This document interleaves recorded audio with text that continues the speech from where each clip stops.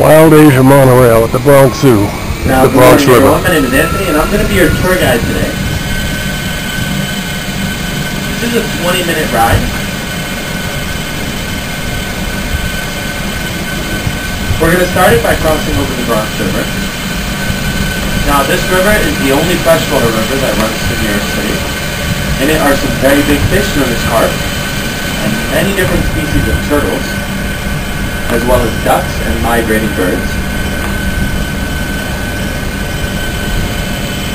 Now, once we adventure our way completely across the river, we are in our first meadow where there's a lot going on in both directions. On the left side, you have Barasinga, further up the hill with an axis deer following behind. On the right side, you're going to have some Barasinga walking down the hill, a male mudded up around the neck. Now, the Barasinga deer is native to the swamplands of northern India. All of the animals you're going to see in this meadow right now are from India, including the peacocks and peahens, those birds. The peacock is India's national bird. The axis deer is the one with spots on his body, native to India and Sri Lanka. We also have our black buck antelope with a white underbelly, nice beautiful light brown coat on top. If you look at the very peak of the hill, we have a baby black buck antelope up at the very peak with its mother. And the male of this species has a darker coat and horns on top. Now, I'd like to share with you what these huts have in common with our Barasinga deer as we pass by. In 1970, there were estimated to be only 66 Barasinga deer remaining in Tasmania. But this population was saved by the cooperation of the local community. Like the shacks you see here, there were many small farms situated in and around the Bronx National Park. These people were coming in contact with deer and tigers in their own facilities. Through cooperation with the production, local communities relocate their businesses.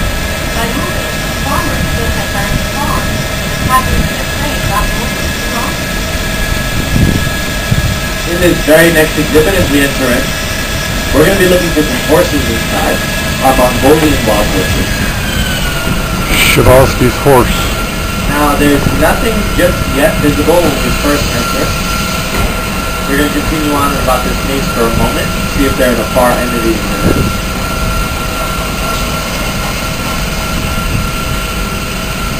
Now we can see that. We have 7 horses in total.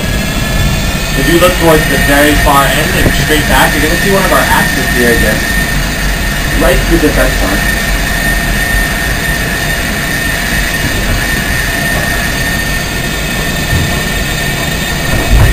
Now, if you look towards your right as we continue forward and go up this track, there's a gravel road.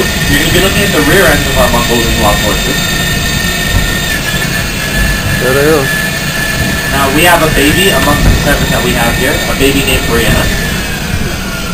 Brianna is an especially big deal for us here at the Bronx Zoo because she's the first in 13 very long years to have been born here. Right now, she's the one furthest right and furthest down the hill, so she's walking, so she could reposition herself easily. As we get a bit closer, furthest right and closest to us, a little bit further away, second closest to us there, up the hill, Brianna. Now, as I share with you a little bit more about the horses and you take some more looks at them, please keep your hands inside of the car. The first accounts of Mongolian wild horses come from rock engravings, paintings, and even cave drawings that date back over 20,000 years. And the first written accounts were from Tibet, sometime around 900 AD. But these horses remained largely unknown and unnamed in the Western world for many years.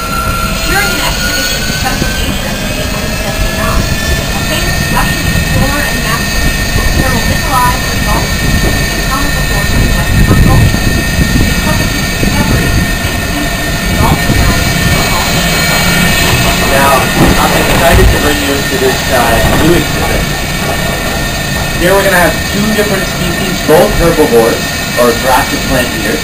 The first visible on the peak of the hill in front of us on the right side. It's a gaur.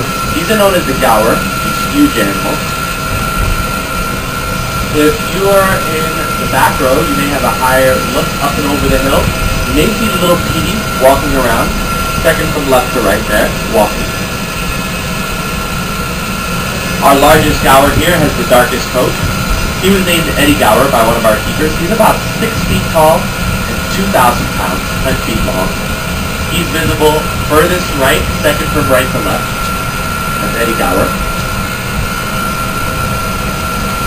Baby's over there on the left.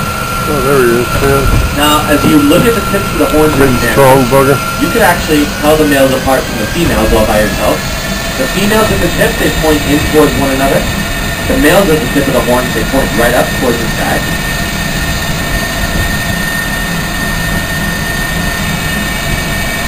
Now, those animals are very big. The thing which threatens them today are farmers. Farmers continue to take over their land and trap them into very small spaces. So, in order to help these animals out, we've developed a plan to try to restore their population. During the zoo, the health Gower and brown amphitheater and many other species have participated in cooperative zoo management programs called Species Survival Plan. The name says it all. The plan aims to help these animals survive. Zoos across the country work together to maintain genetically diverse populations wherever they can. Alright, now as there is traffic on the Bronx Parkway, opposite of the fence in front of us is the only place today you will be able to see a tiger here at the zoo. So we're going to be looking for a Malayan tiger in this exhibit. Now she has an orange coat with black stripes running down her back. Earlier we didn't have so good of an opportunity to identify her. She was laying down far back in the bushes. So we're going to try to find her and also identify her here. Find her and identify her? I thought she was a Malayan tiger. Now, we're looking for a very big cat, everyone. One that can eat about 40 pounds of meat all at once.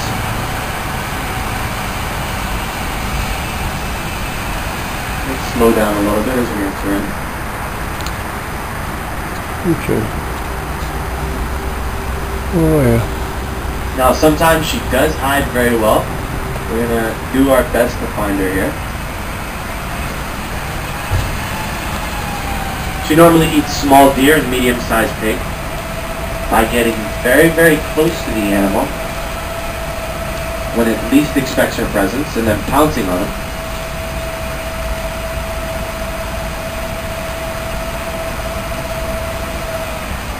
Alright, we are slowly approaching the exit of this exhibit, not yet seen on the Malayan tiger.